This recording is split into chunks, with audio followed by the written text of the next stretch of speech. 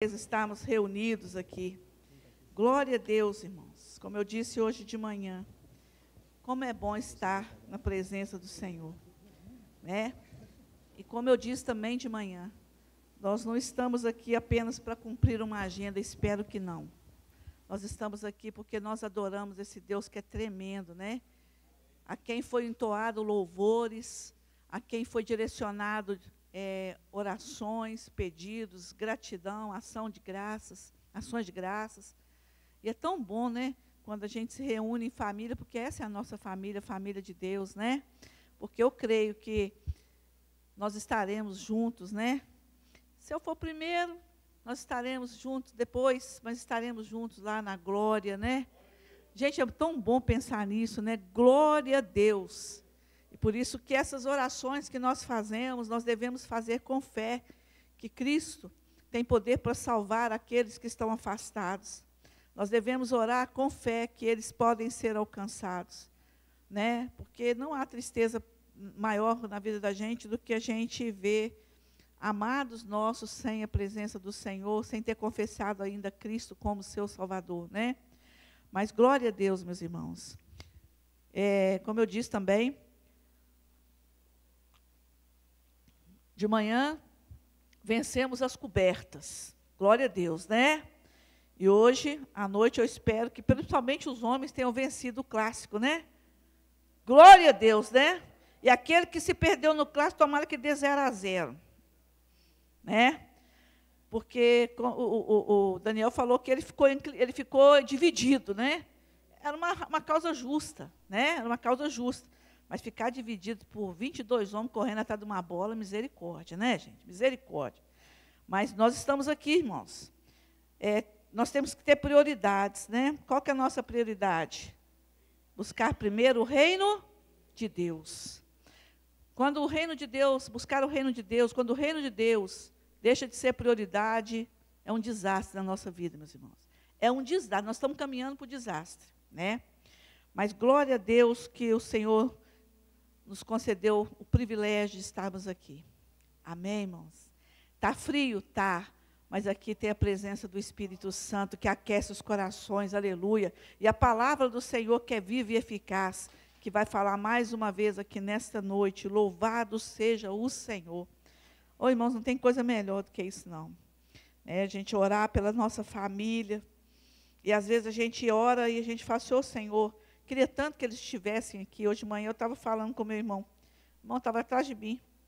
Falei, irmão, quem sabe até lá no jantar dos namorados, meu marido converte. Estou cansada de ver o jantar acontecer e eu não vi, né? Mas no tempo do Senhor, né? Eu tenho que crer na promessa dele, né? Crer na promessa do Senhor. Louvado seja o Senhor.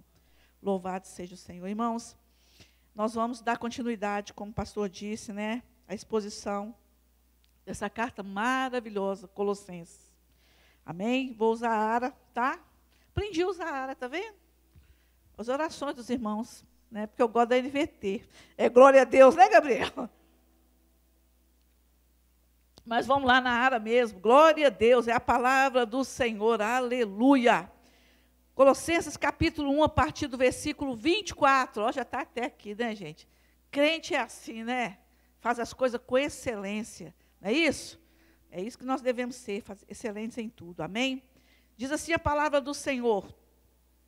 Agora me regozijo nos meus sofrimentos por vós e preencho o que resta das aflições de Cristo na minha carne, a favor do seu corpo, que é a igreja, da qual me tornei ministro de acordo com a dispensação da parte de Deus, que me foi confiada a vosso favor, para dar pleno cumprimento à palavra de Deus. O mistério que estiver oculto dos séculos e das gerações, agora, todavia, se manifestou aos seus santos, os quais Deus quis dar a conhecer, seja a riqueza da glória desse mistério entre os gentios, isto é, Cristo em vós, a esperança da glória, o qual nós anunciamos, advertindo a todo homem, ensinando a todo homem em toda sabedoria, a fim de que apresentemos todo homem perfeito em Cristo. Para isso é que eu também me afadigo, esforçando-me o mais possível, segundo a sua eficácia que opera eficientemente em mim. Capítulo 2. Gostaria, pois, que soubesseis quão grande luta venho mantendo por vós, pelos laodicenses, e por quantos não me viram face a face, para que o coração deles seja confortado e vinculado juntamente em amor, e eles tenham toda a riqueza da forte convicção do entendimento, para compreenderem plenamente o mistério de Deus, Cristo, em que todos os tesouros da sabedoria e do conhecimento estão ocultos. Assim digo, para que ninguém vos engane com raciocínio falazes. Pois, embora ausente quanto ao corpo, contudo, em espírito estou convosco, alegrando-me e verificando a vossa boa ordem e a firmeza da vossa fé em Cristo. Aleluias. Palavra do Senhor, né? A palavra de Deus. Aleluia, Senhor. Obrigada, Pai. Obrigada pela tua palavra, Pai. E com gratidão, Pai, nós estamos aqui, Pai, para expor a palavra do Senhor. Eis-me aqui, Senhor, e eu peço ao Senhor, que o teu Espírito, ó Deus, conduza, Senhor. Pai, que no nome de Jesus, que a nossa mente, ó Deus, também o nosso coração, Pai, seja, Senhor, ligado, ó Deus, à tua palavra. Pai, que não haja, Senhor, na nossa mente, ó Pai, nenhum devaneio, que nós deixemos, ó Deus, os problemas lá fora, e que nós nos liguemos, ó Deus, à tua palavra, ó Deus, que nossos ouvidos estejam totalmente rendidos ao Senhor, Pai. Deus, em nome de Jesus, Pai, que nós saiamos daqui, Pai, mais uma vez, Pai, com a convicção, com o entendimento, ó Deus, de mais uma porção da tua palavra, Pai. Certos, ó Pai, que quem nos instrui é o Espírito Santo. Quem nos instrui, quem nos leva ao conhecimento da verdade, é o Espírito. Por isso, Pai, nós te agradecemos, Pai, e nos colocamos diante do Senhor, ó Deus, para ouvir, Pai, com a nossa mente cativa, em nome de Jesus, amém. Meus irmãos, glória a Deus pela palavra do Senhor. E quem vai estar na escola, no PG amanhã, vai ver que o tema dessa mensagem é permanecendo firmes no verdadeiro Evangelho. Permanecendo firmes no verdadeiro Evangelho. Nós vimos na semana passada com o pastor Fabrício, que Paulo tratou do ministério evangélico, né, entre os colossenses, tratou da obra, ele falou da obra de Epáfras, ao estabelecer a igreja ali de Colossos, exaltou a pessoa e a obra de Cristo, e resumiu a salvação resultante dessa obra. Foi isso que foi ministrado aqui semana passada, do capítulo 1 ao capítulo 23. E, apesar da gente começar o versículo 24, Paulo, ele está falando ainda, linkando no versículo 23, e ele retoma esse ponto principal, que nós devemos andar dignos do Senhor para agradar o Senhor. E agora no versículo 20, o objetivo do versículo 24 e 25 é que os crentes, Paulo vai falar que os crentes devem ser completos em Cristo. Meus irmãos, é um tema atualíssimo. Permanecer firmes no verdadeiro Evangelho. E Paulo dá início dizendo que ele se alegra nos seus sofrimentos em favor dos colossenses. Eu me alegro. Irmãos, onde Paulo estava? Em cadeia, estava na prisão, ele estava preso. E eu fico maravilhada, por quê? Porque Paulo, mesmo preso ali, por causa do seu chamado, por causa da proclamação do Evangelho, sofrendo ali, ele se alegra. E aí, só daí eu já fico pensando, meu Deus, como nós muitas vezes somos medíocres em qualquer coisa que acontece, mas Paulo estava ali em prisão e se alegrava. Não importando com o sofrimento, não importando com a cadeia, não importando com o que ele estava passando, não importando com a sentença que poderia vir, ele amava o seu chamado. Paulo amou o seu chamado, Paulo amou a igreja, Paulo amou proclamar o Evangelho. Ele diz que os seus sofrimentos, olha o que ele vai falar, os meus sofrimentos completam parte Aquilo que falta na quantidade das aflições decretadas para o corpo de Cristo, a igreja. Meus irmãos, não pense que Paulo está falando aqui que a obra de Cristo, a obra expiatória de Cristo na cruz foi insuficiente. E que qualquer ser humano pudesse acrescentar alguma coisa a essa obra. Paulo não está falando disso. Né? Quando a gente lê, às vezes, superficialmente, pode-se entender, mas Paulo não está falando isso. Não, Paulo está convencido, ele sabe da suficiência da obra expiatória de Cristo, em favor dos pecadores, em favor do meu e do seu pecado. Paulo sabe disso. E, além disso, se Paulo afirmasse uma coisa dessa, ele estaria apoiando os falsos mestres que ele vai tratar mais à frente na carta. De que era necessário algo mais do que Cristo para receber as bênçãos divinas. E nós vimos, na pregação passada, que Cristo é suficiente.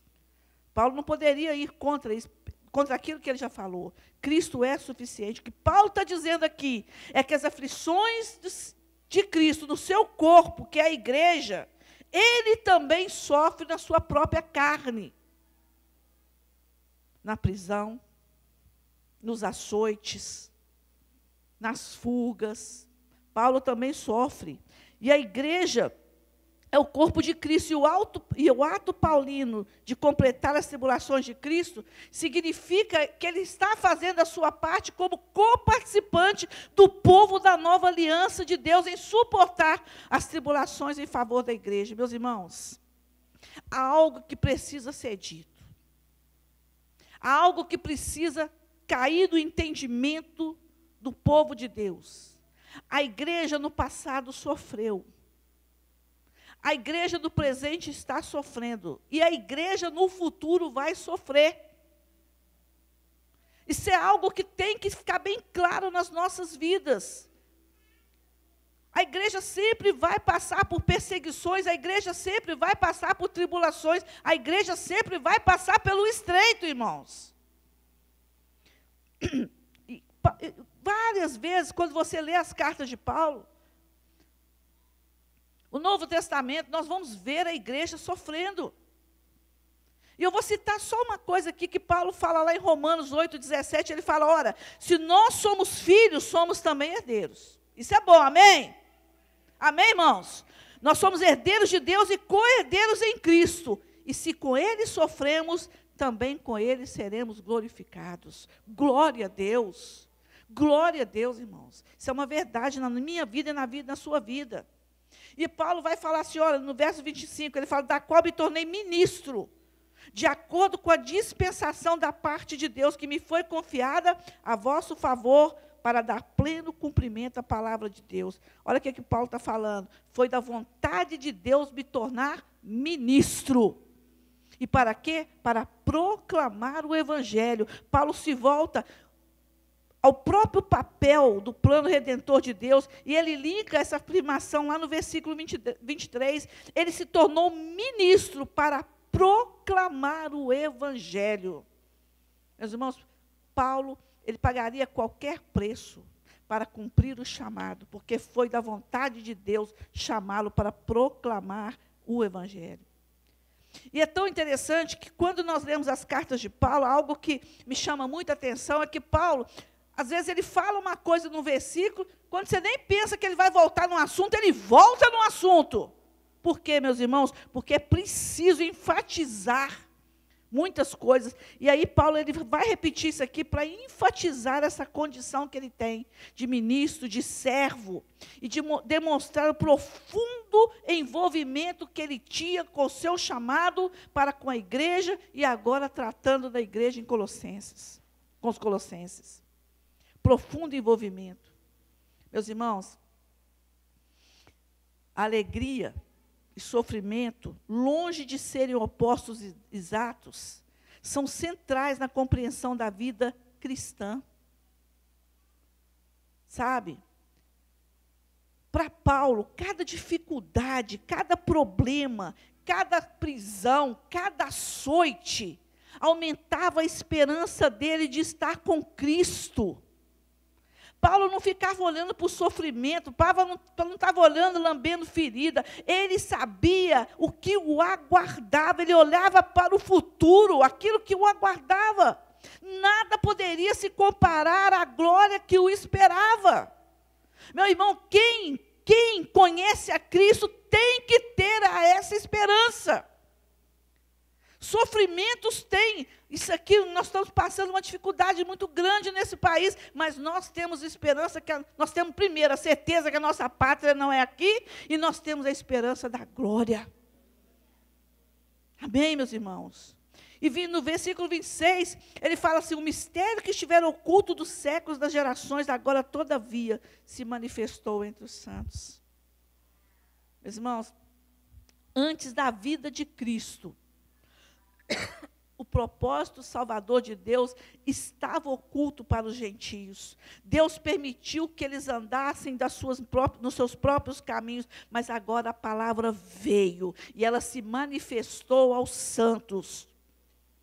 Meus irmãos, o alvo, e Paulo fala aqui, ele vai estender isso do versículo 26 ao 29, que o alvo agora é apresentar todo o homem completo em Cristo, porque a palavra veio. O mistério que estava oculto, agora ele foi revelado. Agora todos sabem. E o versículo 27, ele fala: aos quais Deus quis dar a conhecer qual seja a riqueza da glória desse mistério entre os gentios. Isto é, Cristo em vós, a esperança da glória. Meus irmãos, a palavra alcançou os judeus e os gentios que creram. No passado, os gentios eram separados de Cristo, sem esperança, mas agora Cristo está neles e eles têm a esperança da glória. Isso fala alguma coisa para você? O que você era no passado? Antes nós éramos inimigos. Antes nós estávamos totalmente perdidos, mas o amor de Deus nos alcançou, glória a Deus. E Paulo fala a riqueza da glória, as bênçãos vertidas por Deus sobre a vida do seu povo. Redenção, vida eterna, esperança, herança futura, unidade. Meus irmãos, presta atenção numa coisa: Deus quis se dar a conhecer, Ele quis se dar a conhecer. Que maravilha isso, meus irmãos.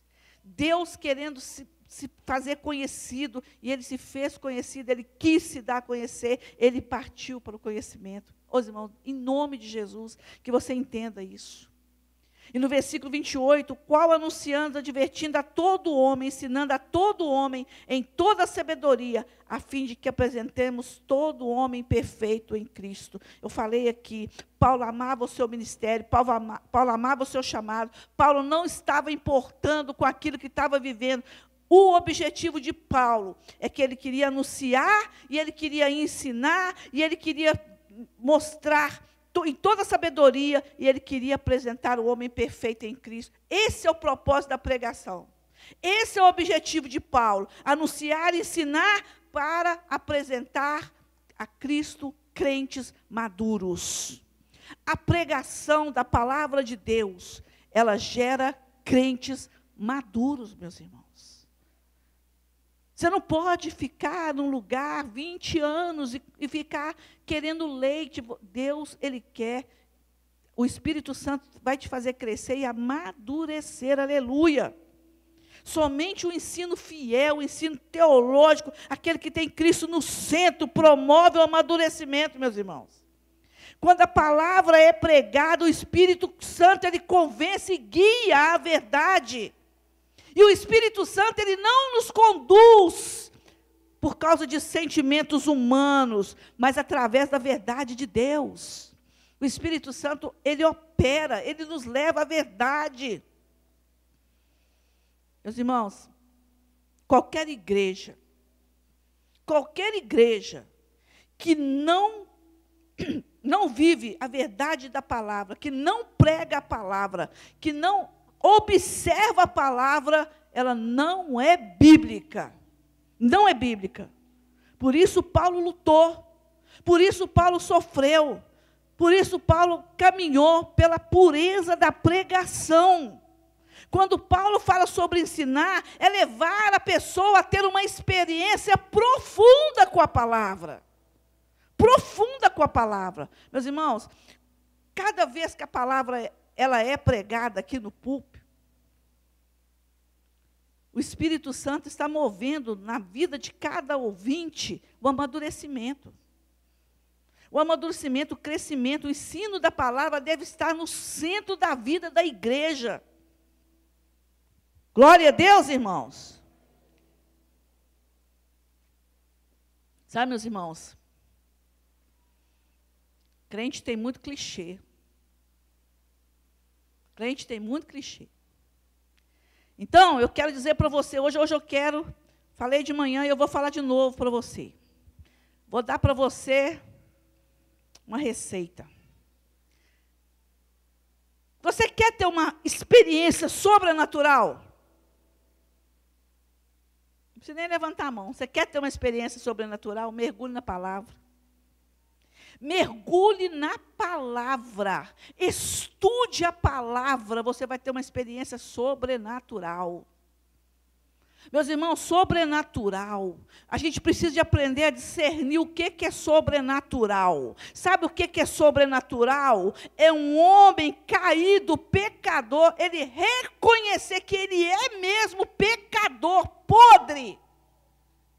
E querer buscar a santificação em Cristo. Isso é experiência sobrenatural. Experiência sobrenatural é um homem que se ajoelha, dobra o seu joelho e fecha seus olhos e ora, confiando que quando ele abre a sua boca, os ouvidos de Deus estão inclinados para ouvir a sua oração. Isso é uma experiência sobrenatural. Meu irmão, isso é que é sobrenatural. É saber que o Espírito Santo move dentro da igreja. Isso é sobrenatural. Porque para mim, quando eu penso em mim como pessoa, e só eu e Deus me conhecem, é sobrenatural o que Ele faz dia após dia na minha vida. Daniel falou aqui, que ele é melancólico, glória a Deus. E eu sanguínea, ao quadrado. É sobrenatural, Marilene, ficar calada diante de uma ofensa. Isso é sobrenatural, é o Espírito Santo trabalhando na minha vida. Quer ter uma experiência sobrenatural? Conheça a palavra. Mergulhe na palavra. Ouça a palavra. Viva a palavra que você vai ver que é sobrenatural. Porque o Espírito Santo vai te guiar a toda a verdade e você vai se lembrar de tudo que foi dito e na hora da situação você vai ter não uma ofensa, mas a palavra na sua boca. Isso é sobrenatural.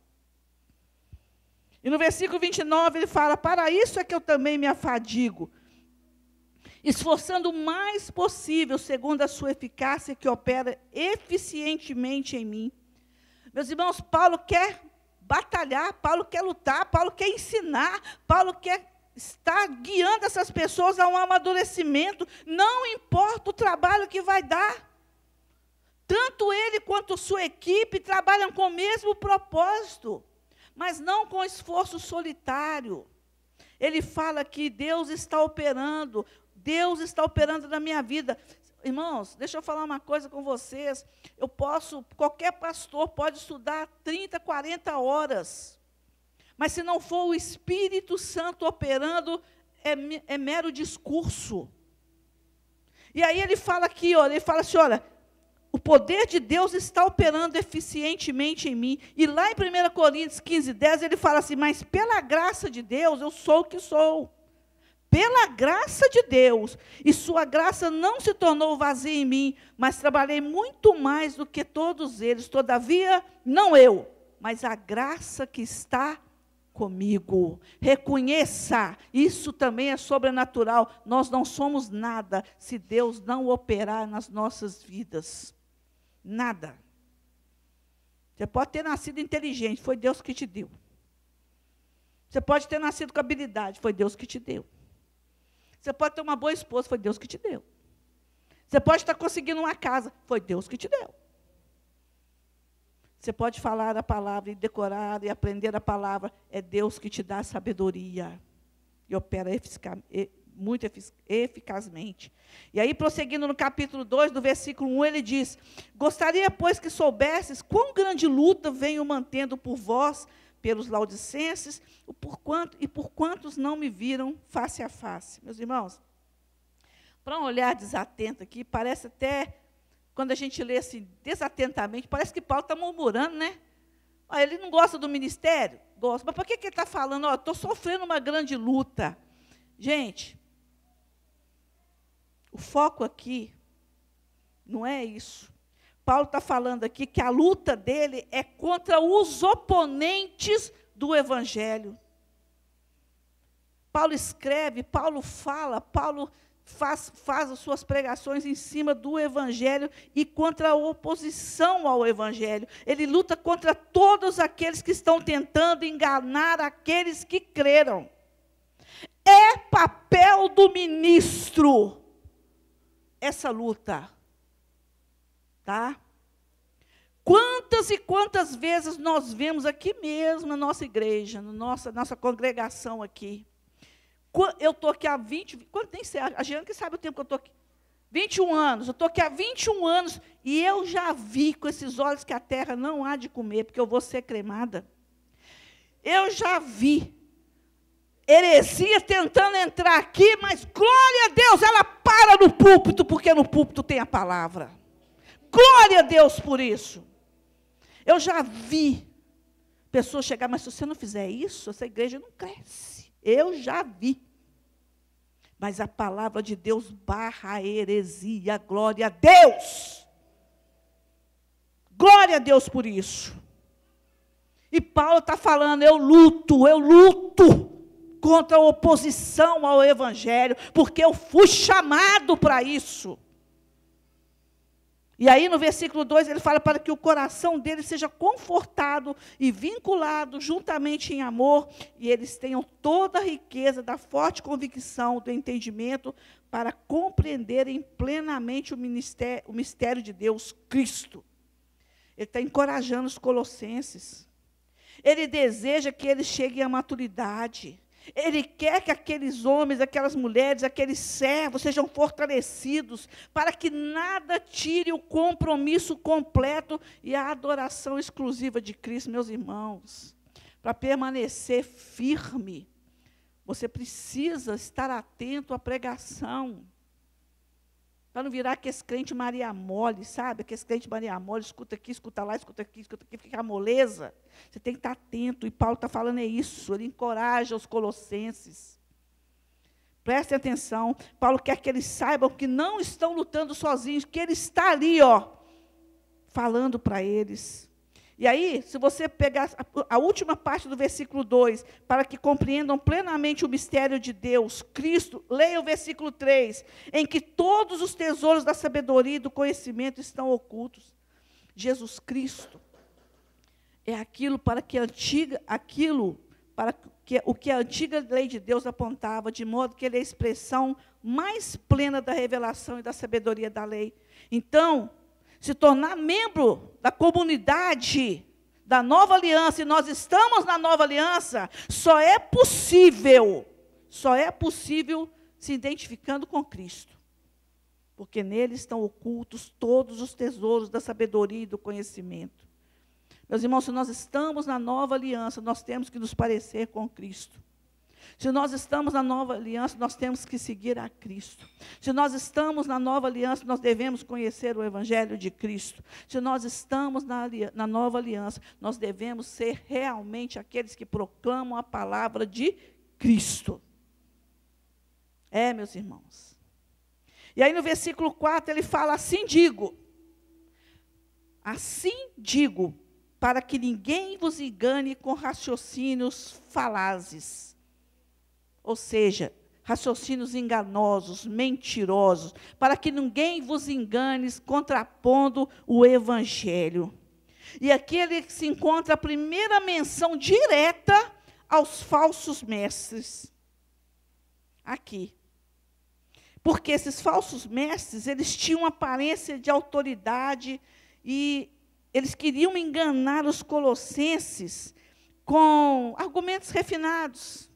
Seus argumentos eram persuasivos e soavam convincentes, mas desviavam o povo para um grave erro. Atual, vocês não acham? Atual, vocês não acham? Meus irmãos, deixa eu falar uma coisa para vocês. Eu quero falar uma coisa para vocês aqui. Quando nós vemos aqui Paulo combatendo os falsos mestres, nós precisamos de olhar para a igreja do século 21. Porque assim como essa carta de Colossenses foi importante para os reformadores, porque essa carta fala da suficiência de Cristo, que nada precisa ser aumentado ou acrescentado para nós hoje também. Sabe por quê? Porque o que mais se vê hoje, nós temos hoje o self-service gospel. A gente assiste tanta coisa e, infelizmente, muitos crentes ainda creem em tantas coisas. Meu Deus! Meu Deus! Meus irmãos, Paulo está falando assim, olha, eu quero que ninguém engane vocês com raciocínios enganosos. Meus irmãos, quantos crentes estão sendo enganados? Quantos crentes estão correndo atrás de tantas coisas? Meus irmãos, Jesus, Ele é suficiente na minha vida e na sua vida. Jesus é suficiente na minha vida e na sua vida. Você não precisa de campanha. Ah, Jesus é suficiente na minha vida, sim. Mas aquele copo d'água ungido, eu não abro mão. Misericórdia, irmão, larga disso. Tá? Larga disso. Ah, Jesus é suficiente na minha vida. É verdade, Jesus é suficiente. Você não precisa de quilos e quilos de penduricalhos para a sua fé. Jesus é suficiente na sua vida. Meus irmãos, é tão interessante porque Jesus, Ele deu a graça para você, pastor Cláudio. Ele te deu vida eterna. Ele te deu salvação. Ele mudou de... Antes vocês eram objeto de ira, agora vocês são filhos do Deus Altíssimo. Aí tem gente procurando coisas para dar. Não, se eu não levar aquela rosa, se eu não levar aquele travesseiro, se eu não colocar na minha fé, irmãos, larga disso, Cristo é suficiente. Meus irmãos, tem uma coisa que eu comentei aqui hoje de manhã. Sabe qual que é o grande problema de uma igreja que não prega a palavra de Deus? É porque o crente, ele é alvo. Sabe? Outro dia eu li não sei aonde, que quando o crente fica na fronteira, sabe aquela fronteira entre eu vou crer ou não vou crer? Ali, meu irmão, é o campo de caça do diabo. E aí o crente fica assim, não, mas eu sei, mas acontece o seguinte, que eu preciso assim, de um fogo maior na minha vida. Você não precisa de fogo, não, meu irmão, você precisa da presença de Deus. Ele é suficiente, Ele está em você, Ele é a esperança da glória, Ele é o Todo-Poderoso, irmãos. Crente com superstição, não conta o seu projeto não, irmão, porque o outro vai olhar e vai ter inveja, e vai gorar o negócio. Misericórdia, meu irmão! Quem me protege? Eu estou debaixo das asas do Altíssimo. E crente supersticioso, misericórdia, irmãos! Falei hoje, olha o que é uma igreja que não prega. Minha manicure maravilhosa. Veio falar comigo de uma pessoa aí na mídia. Nossa, mas como que Deus usa? Deus usa essa pessoa e tal, ele é um profeta. Eu falei, não é não. A boca dele, meu filho, só está vindo conversa de Satanás, para com isso. Como é que você fala um negócio desse? Porque eu sei, porque não tem nada da palavra aquilo lá. Meu irmão, deixa eu te falar, se você não tiver ousadia, porque é para isso que o Senhor te chamou também, tá? Estava falando hoje também de manhã.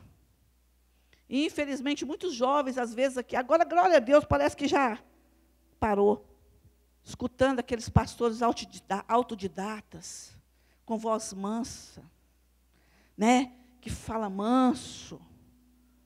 Irmão, misericórdia. Nós estamos chegando, irmãos, cuidado, nós estamos chegando a um ponto que, às vezes, como o pastor Gleick citou, falou, meu Deus, como é que o pastor Gleick citou um negócio desse? E é verdade. Padre, parece até que está convertido. Tá não, irmão. E tem gente, eu sigo esse padre porque ele é uma benção. Tá não, irmão, tá não, está convertido não. Se opõe ao evangelho. Aperta a goela dele lá, na suficiência de Cristo, que você vai ver que ele não está, não.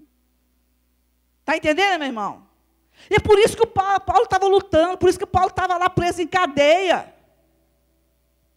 Eu não vou dizer de Paulo, porque ele também era um homem como eu e como você, mas eu vou falar de Cristo, que derramou o sangue dele pela minha vida, e ele é suficiente. E eu não vou procurar essas coisas, não.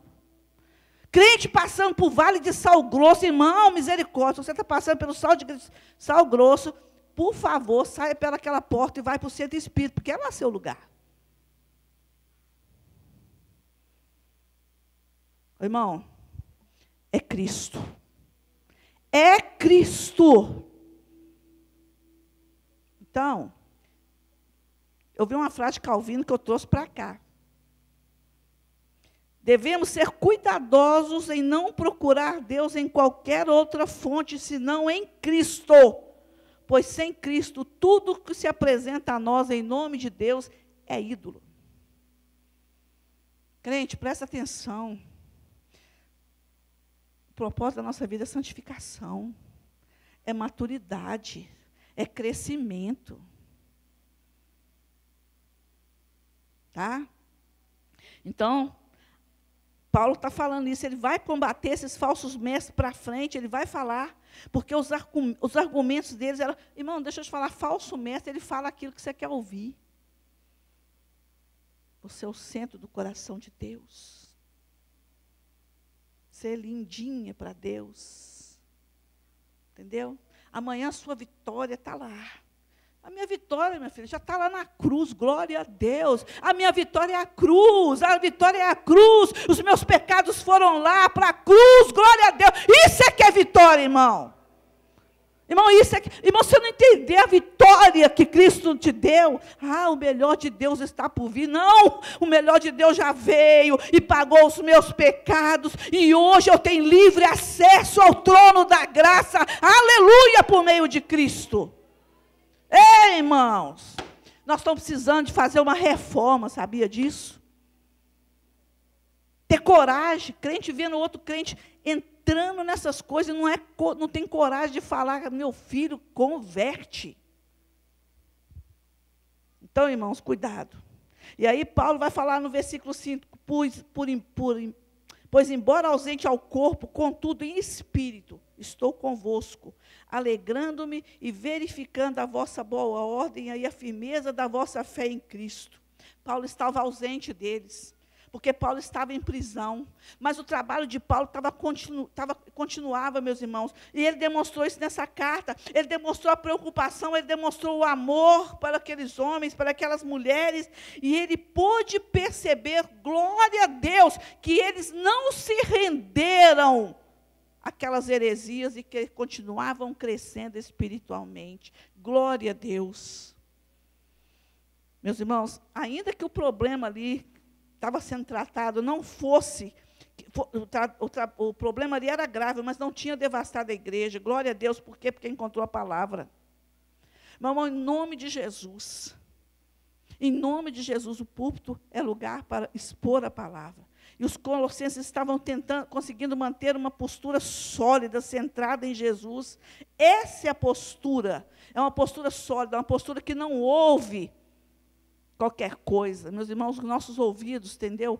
fiquem bem atentos ao que está sendo pregado, porque vozes tem para todo tempo. Todo tempo nós estamos ouvindo vozes. Nós estamos ouvindo cada coisa que a gente fica assim, não estou acreditando. Quinta-feira eu trouxe essa palavra aqui, renovação da mente, por causa justamente desses bebês, essas coisas ridículas. Porque o mundo sem Deus é assim, ele caça coisa para encher aquilo que só o Senhor pode preencher. Só o Senhor pode preencher todas as minhas lacunas, as suas lacunas. Então, meus irmãos, mantenham postura que nos salvou. Os nossos pecados foram perdoados. E Jesus foi suficiente, Ele é suficiente. Aleluia, Ele é o único, Ele é autor e consumador da nossa fé. Nada poderá nos separar do amor de Deus que está em Cristo Jesus. Aleluia! Nada, meu irmão. Então, aplicação.